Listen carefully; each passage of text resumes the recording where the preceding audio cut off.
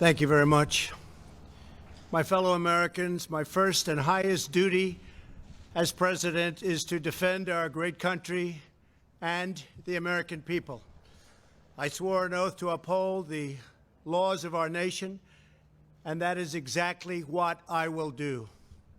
All Americans were rightly sickened and revolted by the brutal death of George Floyd. My administration is fully committed that for George and his family, justice will be served. He will not have died in vain. But we cannot allow the righteous cries and peaceful protesters to be drowned out by an angry mob. The biggest victims of the rioting are peace-loving citizens in our poorest communities. And as their president, I will fight to keep them safe. I will fight to protect you. I am your president of law and order and an ally of all peaceful protesters. But in recent days, our nation has been gripped by professional anarchists, violent mobs, arsonists, looters, criminals, rioters, Antifa, and others.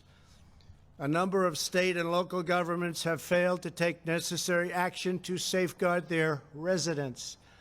Innocent people have been savagely beaten, like the young man in Dallas, Texas, who was left dying on the street, or the woman in upstate New York viciously attacked by dangerous thugs.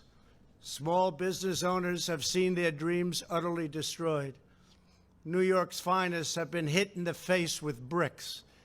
Brave nurses who have battled the virus are afraid to leave their homes. A police precinct has been overrun. Here in the nation's capital, the Lincoln Memorial and the World War II Memorial have been vandalized. One of our most historic churches was set ablaze.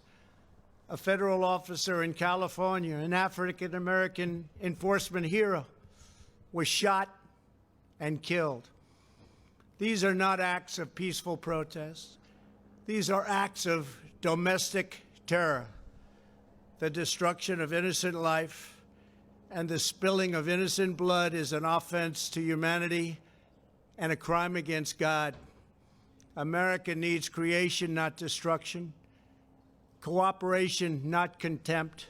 Security, not anarchy. Healing, not hatred. Justice, not chaos. This is our mission, and we will succeed. 100%, we will succeed. Our country always wins. That is why I am taking immediate presidential action to stop the violence and restore security and safety in America. I am mobilizing all available federal resources, civilian and military, to stop the rioting and looting, to end the destruction and arson, and to protect the rights of law-abiding Americans, including your Second Amendment rights. Therefore, the following measures are going into effect immediately. First, we are ending the riots and lawlessness that has spread throughout our country. We will end it now.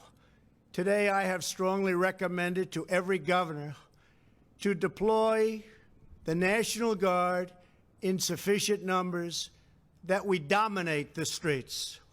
Mayors and governors must establish an overwhelming law enforcement presence until the violence has been quelled. If a city or state refuses to take the actions that are necessary to defend the life and property of their residents, then I will deploy the United States military and quickly solve the problem for them. I am also taking swift and decisive action to protect our great capital, Washington, D.C. What happened in this city last night was a total disgrace. As we speak, I am dispatching thousands and thousands of heavily armed soldiers, military personnel, and law enforcement officers to stop the rioting, looting, vandalism, assaults, and the wanton destruction of property. we are putting everybody on warning. Our 7 o'clock curfew will be strictly enforced. Those who threaten innocent life and property will be arrested, detained, and prosecuted to the fullest extent of the law.